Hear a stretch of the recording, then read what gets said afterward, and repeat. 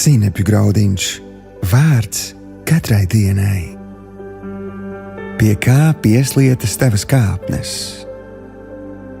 Šodienas rakstu vieta. Ne tādi ir bezdievīgie, tie ir kā pelavas, ko vējš aizpūš projām. Tāpēc bezdievīgie nepastāvēs tiesā, nedz arī taisno draudzē grēcinieki. Jo tas kungs pazīst taisno ceļu, bet bezdievīgo ceļš ved uz postu. 1. psalms, 5. un 6. pants. Šodienas pārdomas.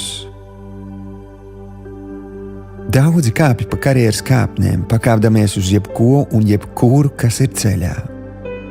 Diemžēl uzkāpjot, izrādās, ka kāpnes bijušas pieslietas pie nepareizās sienas.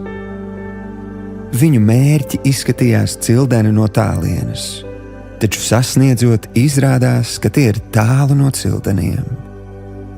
Savā ziņā šīs kāpnes ir kā ceļš, kur galā mūs visus gaida tiesa. Tiesa, kur pelavas šķiros no graudiem. Tiesa par visu, pat visapslēptāko, ko dzīvē būsim paveikuši. Tiesa, kas noteiks, kur mēs katrs pavadīsim mūžību.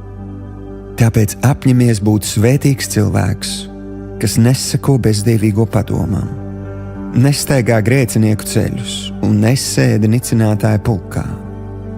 Esi tāds, kura prāts saistās pie tā kunga baušļa, kas māca tev mīlēt Dievu un tuvāko kā sevi pašu. Šodienas lūgšana. Tēvs, es apņemos savas karjeras kāpnes pieslēgt pie tavām vērtībām. Es izvēlos būt tavas mīlestības vadīts. Paldies par tavu žēlastību un svētību.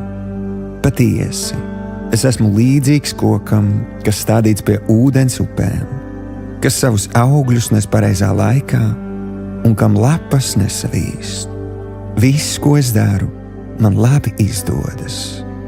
Jēzus vārdā. Āmen.